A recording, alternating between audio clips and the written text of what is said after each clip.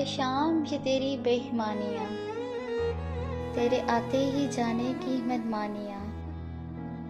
तू उसकी याद लेके आती है और मुझे रात के हवाले कर जाती है। फिर रात से डर लगता है, उसकी बात से डर लगता है।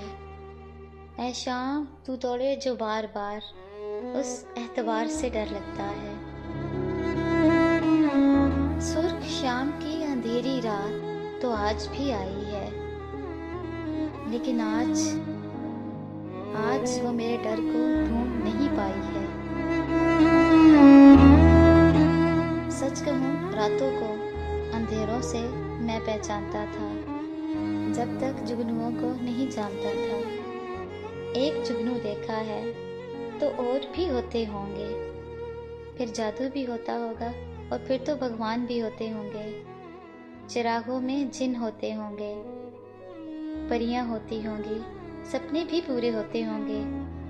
हर रात एक चांद बस मेरे लिए चमकता होगा, चांदनी में फरिश्तों का फरमान बरसता होगा।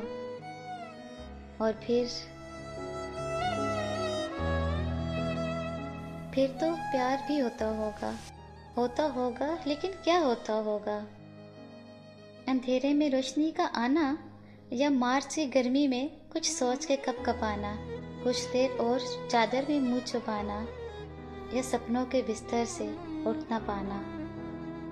मन की मेज पे बैठकर उससे घंटों बतियाना, छटपटाना, मुस्कुराना, अपने ही वालों को खुद सहलाना, बस उस एक की यादों में खोते चले जाना, बस खोते चले जाना।